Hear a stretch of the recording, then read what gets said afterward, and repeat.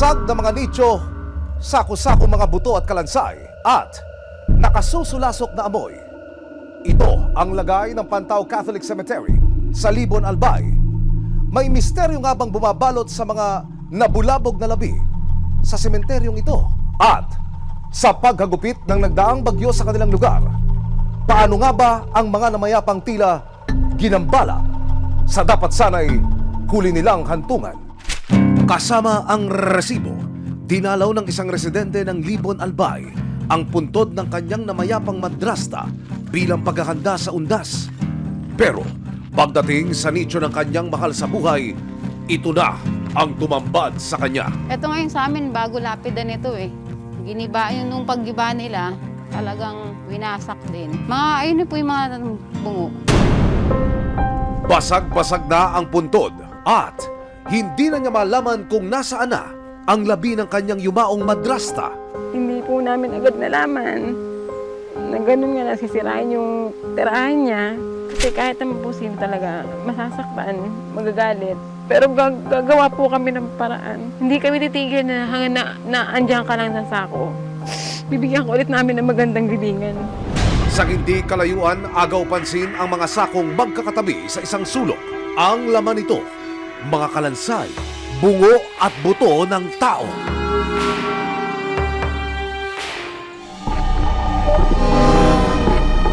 Pero hindi lang pala si Julie ang may ganitong problema dahil mahigit kalahati ng mga nicho sa sementeryong ito butas at giba-giba na. Isa na rito ang nicho ng namayapang ama ni George Peñalosa.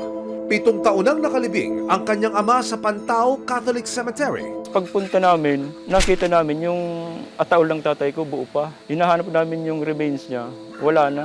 Galit tapos awa sa tatay ko. Hindi ko tinatago, talagang nagmura po ako. Gaganon nilang, parang sabi kong binaboy yung ng tatay ko.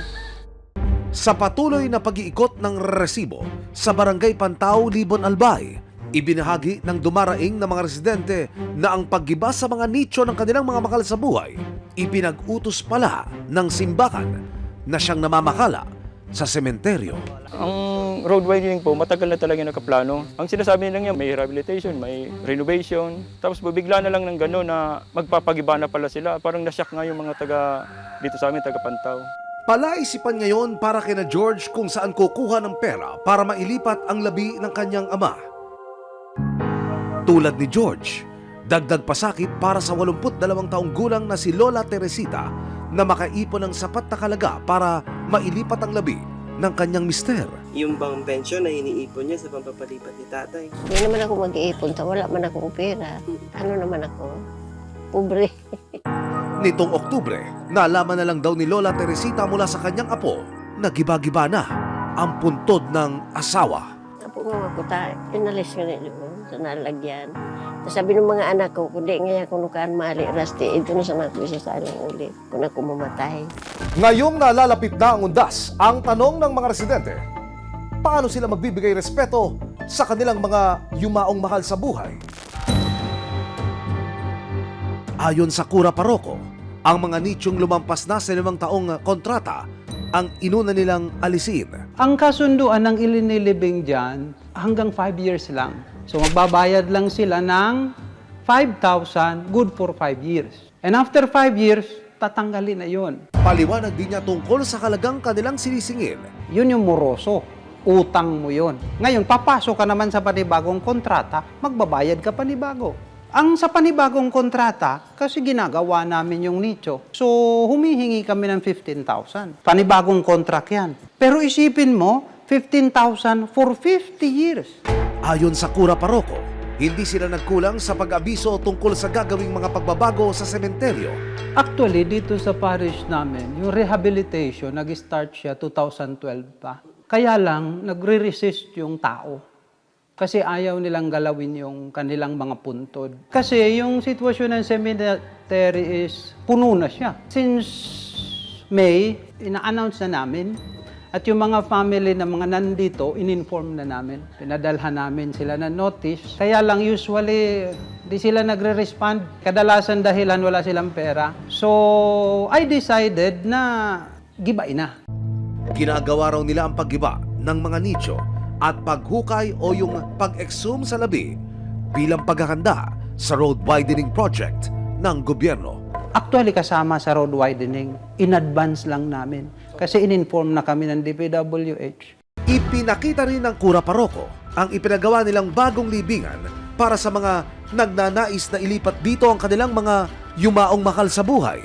Ito po yung may bayad. Kasi siyempre, pinagawa namin. Kailangang maibalik yung ginastos para makapagawa ulit ng marami pa. Meron kaming isang malaking libingan na konkreto. Yun ay para sa mga walang pambayad. Ang problema, nang ilapit ng resibo sa lokal na pamahalaan ng Libon ang usapin, tinanggi nila ang pagkakaroon ng road widening project. As of now, i-deny ko yan. Wala sa akin galing sa DPWH na magkakandak ng road widening sa lugar na yan. Higit sa lahat, hindi raw kumuha ng permit ang simbahan bago nila binuksan ang mga nicho. Walang sanitary permit. Wala po silang sanitary permit nung pag-aalis nila ng mga buto. Saka yung tama ng proseso na paglagay ng mga buto.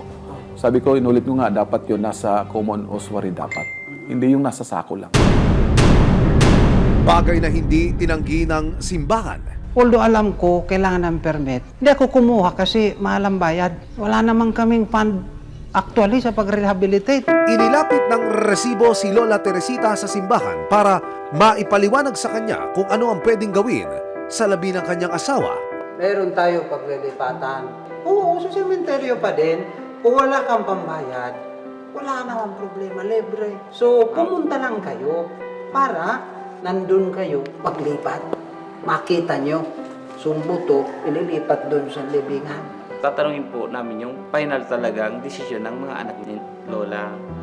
Ipinangako ng simbahan sa resibo na pwede silang tumanggap ng installment o hulugang bayad para sa mga kapos sa pera. Pumunta lang sila dito kasi welcome sila dito. Sa kanila ito. Kung wala silang pambayad, walang problema. Papalibing ko yan ng libre. No? Lalagyan ko yan sa magandang lalagyan. Nandito yung parish na magbibigay sa kanila ng tulong. Lapit lang sila.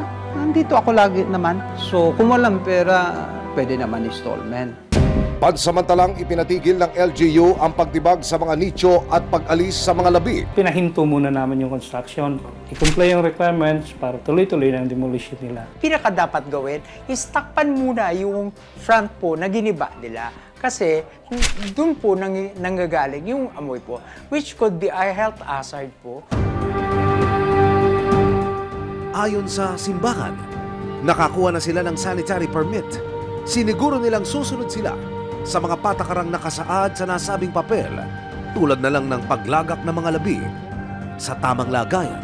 So, after undas, saka mag-continue yung renovation, saka maglalagay nung hinihingi nila. Sa lahat ng may concern sa cemetery, ang ating simbahan ay bukas. Dahil lagi kami handang tumulong. No?